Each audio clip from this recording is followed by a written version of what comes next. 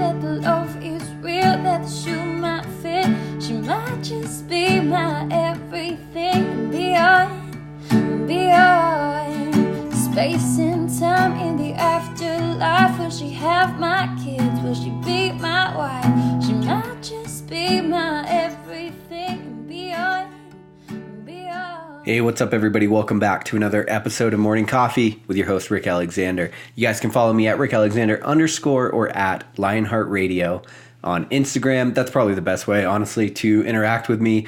If you want to talk to me about coaching, if you want to talk to me about the show, if you have an idea for the show, just hit me up. You know, sometimes I'll elaborate on things that you tell me, or I'll sort of play off of it. And I like this because I know that you guys are struggling with certain aspects of growth just like I am. And I think that's what makes this show so great, is that I have this opportunity to sort of, break down growth and break down expansion and break down personal development into ways that make a little more sense for the ground level. And truthfully, that's what inspired me to start the show in the first place, because I was like looking around at the motivational industry, we'll say, and I just realized how much of it is just like regurgitated garbage. Like, almost, there's so many memes that are popular that I read them and I'm like, I don't think the person that wrote this has actually been in the hard times they're talking about, you know? And then sometimes you read a meme and it just like hits you, or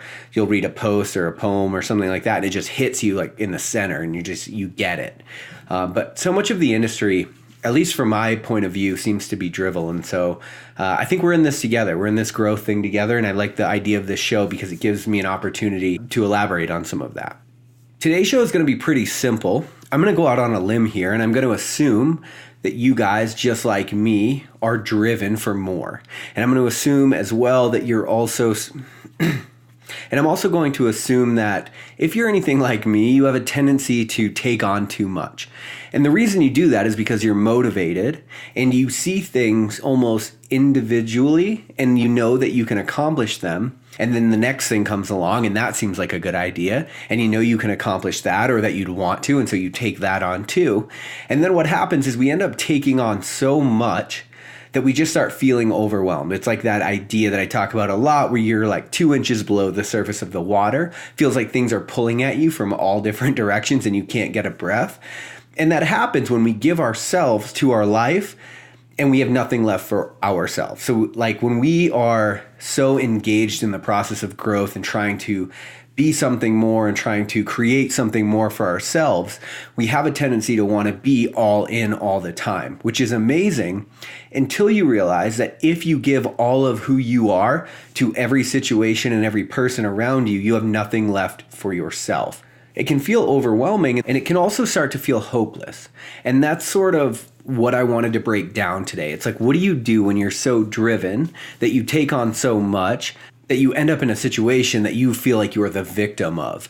And it always starts with the best of intentions, right? But that's literally what paves the road to hell, is good intentions. And so we sort of get in this situation where we're so motivated and so driven that the idea of saying no to things doesn't really show up a lot on our radar. And so we continue to just take on the next thing. Well, my thing for you today, the thing that I wanted you to think about, because I have a propensity to take on projects that are way too big all the time. Like, I'm literally always taking on bigger projects because on one hand, I'm obsessed with knowing what I'm capable of, and that's the side of me that typically wins out. And so when you find yourself in overwhelm, when you find yourself in these situations where you've taken on a lot and you want to live up to the ideals that you've set for yourself, I think the more you focus on all that you have to do, the more you're going to feel overwhelmed. And so the question that I would ask you today is, how can you show up for your future self right now?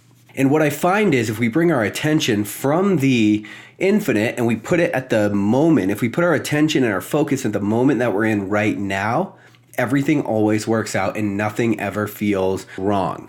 Because when you focus on the whole situation, and that's where overwhelm comes from. You are projecting out this idea that you don't have the ability to get through all of these things in the future, or you ask yourself, like, I don't know how I'm ever going to do this. And so a lot of our unease in life comes from an inability to focus on the moment. So my question is, what could you do right now? How can you show up for yourself right now today that's going to move the needle and it's going to increase the potential future that you could have tomorrow?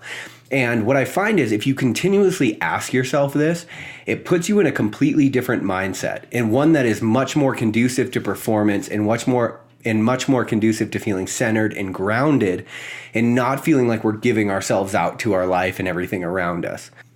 One of the ways that I do this is the night before I go to bed, I'll look at my schedule the next day and I think like, what 1 to 3 things is going to move the chains tomorrow? Because, you wake up and like some days you just don't feel like doing stuff, or you just feel like you have too much to do, so you don't do anything. When you get in those situations, the question to ask yourself is like, yeah, but what do I need to do right now? How do I show up for myself right now? What's going to move the chains? What's going to ensure that I can go to bed satisfied? And so really the point of today's show is to just take your focus on all that could be and bring it into the now, bring it into the moment, bring it into just take care of what you can do right now and make sure that that thing is going to move the chains in your future. And if you just continue to live that way, you'll find that you're not really at the behest of overwhelm, because you're not thinking about it and you're not giving it more respect than it actually deserves. We all have a tendency to take on too much because we're driven people who want to succeed and want to make something with our lives.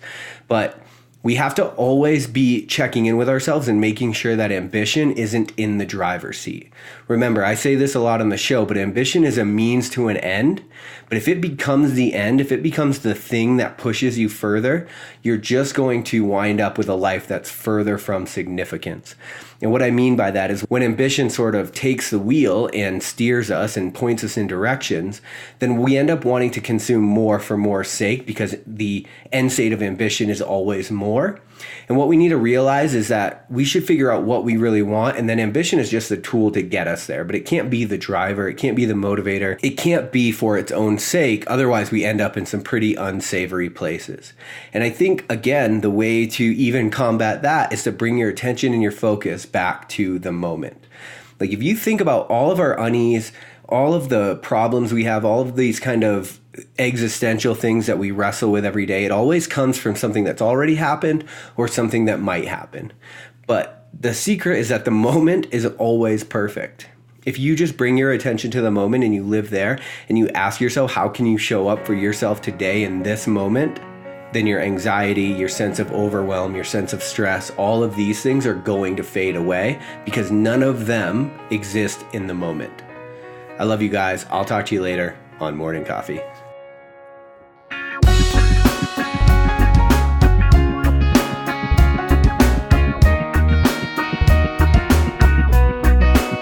Oh, have you ever loved someone so bad it hurts? Oh, now but they seem so far away from your life and all of its worth. Was it that someone who brought you in? Was she a little baby girl? Was she a perfect number 10? How did you meet her? And how would you know all of the troubles that you face and the distance you would go just to please her and ease her pain? No matter how hard you try, things will never be the same, and it's the hardest thing I've ever had to do. The hardest thing I'll ever have to say when the feeling goes away. When the feeling goes away. Oh, now I can remember the last time we touched. Oh, but I know it was right as rain, and I could not get enough. How did we get here? Where are we gonna go? Now that we seem so far away from the love we used to show, and it's the hardest thing I'll ever have to do, and it's the hardest thing I'll ever have to say when the feeling goes away. When the feeling goes away. page another day. Coming, going away to waste, and now we face the truest test of our faith. And I don't believe it. Now it's time to turn the page another day. Coming, going away to waste, and now we face the testament to our faith. And I don't believe it's the hardest thing I'll ever have to do. And it's the hardest thing I'll ever have to say when the feeling